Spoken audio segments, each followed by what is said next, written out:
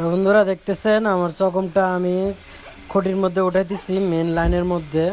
একটা দোকানের লাইন চলে গেছে মিটারের। এখন আমি উপরে চকমটা লাগিয়ে চকমটা তুলবো। এই যে উঠতেছি, এখন আমি লাইনটাকে বানবো।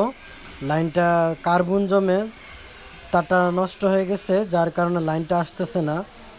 এখন আমি তারটাকে ছোটাইতেছি।